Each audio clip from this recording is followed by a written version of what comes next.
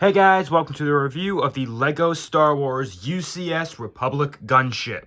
It is set 75309 for 18 and up with 3,292 pieces and 2 figures. Now for a little bonus information, this was a part of the 2020 fan vote for the next LEGO Star Wars UCS set, alongside the Nebula B Frigate and TIE Bomber. And this was also the most controversial set of 2021, leading down to the figures. And of course, in LEGO Star Wars fashion, LEGO Star Wars fans like to be hypocrites. I'll mention that in my vendor review. And back when it was released in August of 2021, it retailed for $350, but then it was increased in, I believe, 2022 to $400. And without any further delay, let's get on to the review of the UCS Republic Gunship. Mace Windu has some nice torso printing, leg printing that actually all connect up with the hip printing. He has a purple lightsaber. His face looks pretty good. Looks like he's ready to go into war. And if you take a closer look to this figure, he has these little orange dirt splotches just because this takes place on Geonosis. Finally, here's the back. He has no separate face. The second figure you get in the set is the Clone Commander, as I like to call him, the Controversy Commander.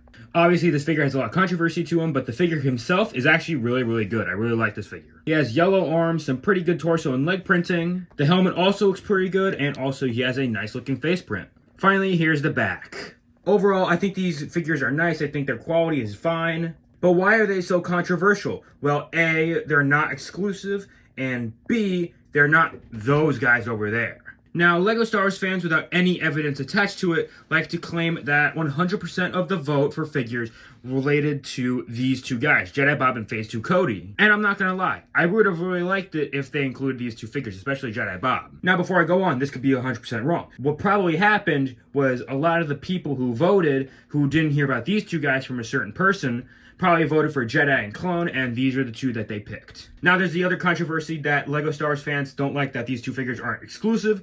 However, that's going to be saved for my vendor review, because LEGO Star Wars fans are massive hypocrites. Anyways, with that all out of the way, let's get on to the stand and plaque.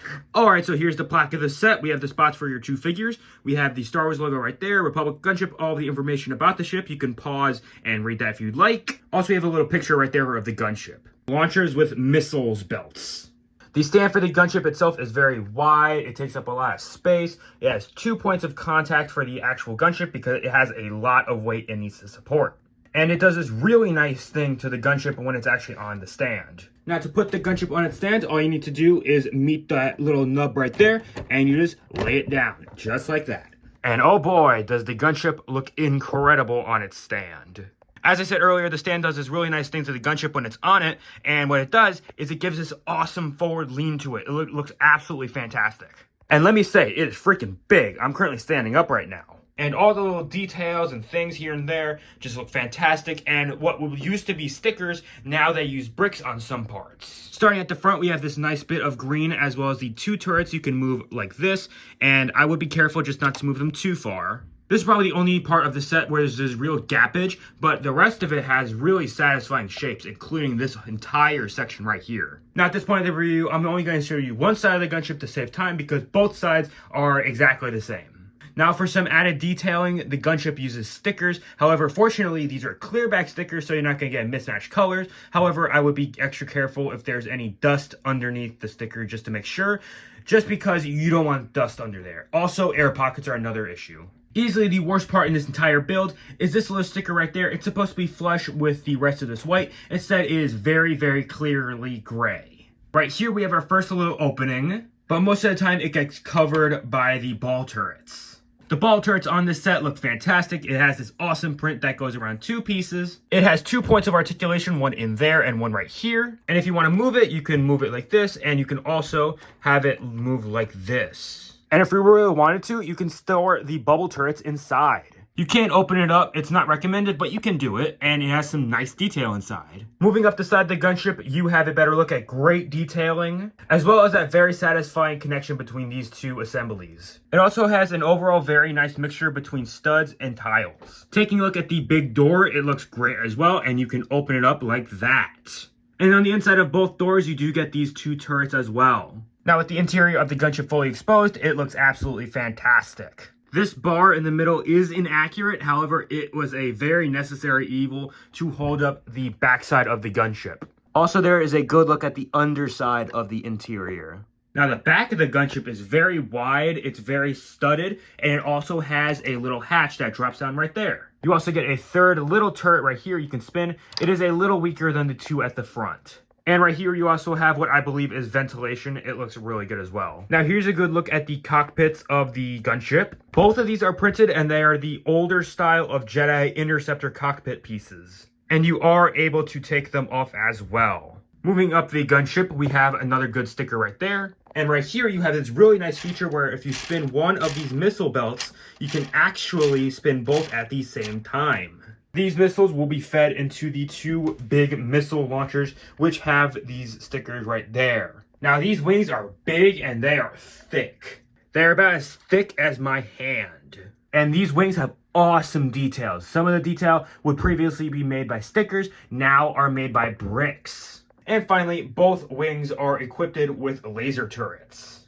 And with that said, let's get on to the closing notes. As I said earlier, this set is fantastic. In fact, this is the second review I made on this set. I made one back when my channel first started. I highly recommend you do not watch that video because it is terrible. It's amazing. I got this for $350 at the Lego store on January 1st. And I love the set. This is not the worst set of 2021. I don't care what anyone says. Fun fact, I actually stopped recording halfway through the video and I had to upload 2 parts because I had no idea how to combine the 2 videos. But back about the gunship, I think is absolutely fantastic. The stupid controversy about the figures is kind of ridiculous, how the designers purposely marketed it incorrectly and they made these wild claims about this is an original trilogy set and not how they included what we really wanted. We really wanted these figures. Just some outlandish claims with zero evidence to them. And I will mention that if the LEGO Star Wars design team wanted this set to fail, they could have done one of 3 things. They could have A, lied to the community, and B, just never put the gunship in the vote to begin with. And nowadays, with releases of the UCS Venator, they know that there's a clear demand for prequel UCS sets. But back about the gunship, I think it's a phenomenal build with decent figures.